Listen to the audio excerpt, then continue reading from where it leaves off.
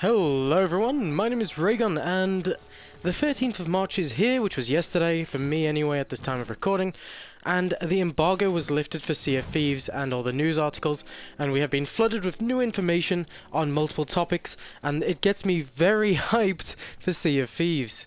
I cannot wait for the 20th of March to get my hands on the game, and also for my controller to arrive some point this week, which I'll make a video on it for you guys as well. So the first thing I want to talk about is the progression in Sea of Thieves, as we got more information on this.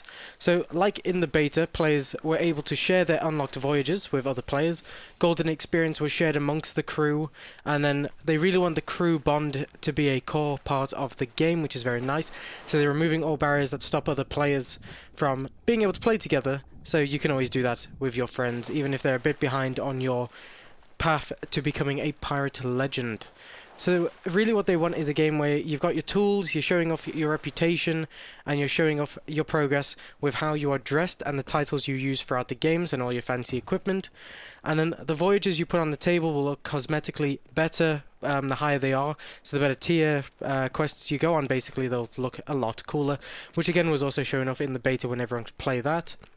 And then of course, getting the Pirate Legend status is a long-term goal, so you have to progress quite a lot with the trading companies and the NPCs within the game. And then of course, that Rare said as well in one of these news articles, that they really expect about 2 weeks for someone to actually hit the status of Pirate Legend, which is their end game for launch, but only the start of the game for future content. So of course, Pirate Legends will get access to special titles, outfits, and customization options, which is very exciting, and apparently there's a few hints towards a fourth trading company once you hit Pirate Legend as well. And then they also mentioned somewhere that new songs will be related to progression throughout the game as well, which is very nice to see. So once you hit Pirate Legend, you get a special key, or access with a special key, to a place called the Hideout. Now, nobody knows where this location is. Apparently it was in the beta, but there's multiple NPCs inside this legendary hideout that give you high tier quests and rewards, which are the end game quests and rewards, which are supposed to be able to give you some of the best rewards in the game, as these are the most challenging and exciting quests once you've hit Pirate Legend. So they say you'll be able to access the hideout with other players in your crew, even if they don't actually have access to the hideout, as they're not Pirate Legends, but you are, so you won't have a problem with that. You can talk to the ghosts in the actual hideout as well, which are, some of the ghosts are from the E3 2016 characters that we've seen that day when that came out a while ago. And then of course as well, inside the captain's cabin of the ship, inside the actual hideout, there is a pirate lord who likes to sell legendary voyages, and these are those high tier quests that I've just been speaking about. So they kind of take on public events as well. Like, think of it as the raids with the skeleton forts, where the huge giant skeleton head appears in the cloud formation with those big scary eyes. So then they say after a few months of the game being launched as well, they want to introduce this feature called Ship Captaincy.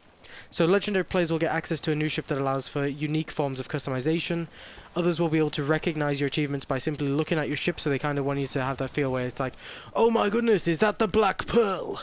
Is that Davy Jones? Like, should we go talk to those people in that ship? Are they just going to blow us to smithereens? Should we even bother messing with them? Because, I mean, they seem pretty good in the game, you know, like, they've got this Pirate Legend status. So say Pirate Legends will be able to ascend to captains, so they keep going forward with these different ranks and titles. Like say, Pirate Legends, it will take us a couple of weeks to get, and that is the end game for launch, but it's the start of the rest of the content for Sea of Thieves as we go on through the years that the game will be out. So they say they want to shift the focus from personal legends to the crew legends, and allowing groups of players to become feared on the high seas, adding in new systems for dedicated teams as well, so that's something we'll be seeing in the future. And once you have your own ship, you won't start at the taverns anymore, like just randomly around the map. You'll actually start in your hideout, which is very cool. And then they say you'll be able to explode out of like a waterfall, like a legendary ship like the Black Pearl or the Flying Dutchman, or even like Batman coming out of the Batcave as one of the examples they used themselves, which is very nice to see. So that's really what I want to talk about the progression systems. Like I say, you'll be progressing slowly through the game for a couple of weeks anyway before you hit that Pirate Legend status, and they really want that to mean something at launch anyway. There's a couple more bits of information, but I'm going to share that with you guys in a couple of other videos throughout the week, so keep subscribed to my channel and keep up to date with anything that I post for the rest of the information for Sea of Thieves. Like I say guys, I'm so excited for this game, and I hope you are too, and I'll see you again in the future. Peace!